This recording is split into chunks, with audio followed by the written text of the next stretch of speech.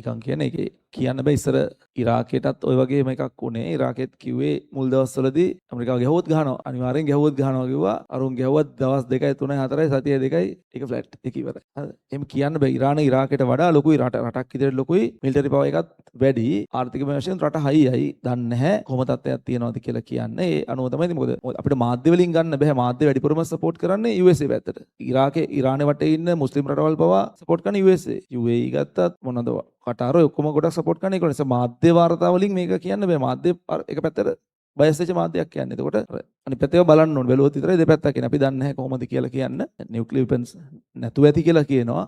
තියෙනවා නම් තමයි ප්‍රශ්නේ තියෙන්නේ. තියෙනවා නම් ඊශ්‍රායලය කියන්නේ ගොඩක් පොඩි රටක්. ඊශ්‍රායලය කියන්නේ පොඩි රටක්. නියුක්ලියර් වෙපන්ස් වලින් කියන්නේ මම දන්නේ නැහැ. හරිද? ඉවර වෙනවනේ එකපාරින් ඉවර කරන්න පුළුවන් වගේ මට්ටමේ ප්‍රමාණයක් තියෙන රටක් විදිහට ගත්තා. ඊශ්‍රායලය ලොකු රටක් නෙවෙයි. ඉරානේ ලොකු රටක් තියෙන්නේ. ඒගොල්ලෝ අපි දන්නේ නැහැ නේ. ඒගොල්ලෝ හැමෝම තමන් අර අන්තිම වෙනකොටත් මිනිස්සු එහෙමනේ කියන්නේ. මම උඹට බය නැහැ කිය දුවන මිනිස්සුනේ ඉන්නේ. හරිද? මම උඹට පොඩි කාලේ ඉන්නේ. හරිද? මම බය නැහැ කිය දුවනවා. හරිද? පොඩි ළමයි ඉන්නේ. හරිද? මම උඹට බය නැහැ කිය දුවන නිසා අපි මේක හරියටම අපි දන්නේ නැහැ. අමාරුව හදන්න තියෙනවා. අපුම කණ්ඩ ගහලා දානවා. එක එකනාගේ ස්වභාවය වෙනස්. අපිට කියන්න බෑ ඉතින්. වෙන දේවල් බලාගෙන නෙවෙයි ඉතින්. දෙන දෙයක් කාලා කොහොමද ඒ වෙන කරන්නේ. හරිද?